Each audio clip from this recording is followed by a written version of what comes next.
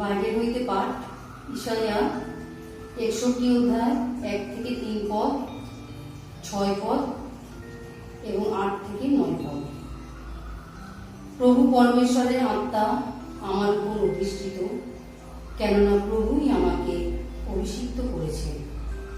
তিনি আমাকে প্রেরণ করেছেন দিন দুঃখীদের কাছে শুভ সংবাদ দিতে, ভগ্ন হৃদয় মানুষকে সারিয়ে তুলতে, বন্দীদের কাছে মুক্তি এবং কারারুদ্ধদের কাছে স্বাধীনতা ঘোষণা করতে, প্রভুর প্রসন্নতা বর্ষ আমাদের পরমেশ্বরের প্রতিশোধের দিন ঘোষণা করতে, শোকার্ত সকল মানুষকে সান্ত্বনা দিতে, সিয়নের শোকার্ত মানুষকে আনন্দের সুর শোনাতে, তাদের দিতে ছায়ের বদলে শিরভূষণ, শোক বস্ত্রের বদলে আনন্দ দিন, অবসন্ন হৃদয়ের বদলে প্রশংসা গান।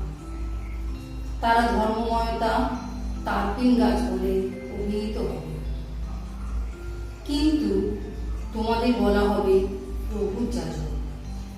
তোমরা আমাদের পরমেশ্বরের পরিচারক বলে অভিহিত হবে। তোমরা উপভোগ করবে বিজাতীয়দের সম্পদ, তাদের ঐতিহ্যে গর্ব করবে। কারণ আমি প্রভু, আমি ন্যায় বিচার ভালোবাসি, সততায় জড়িত লুপ্তরাজ ঘৃণা করি।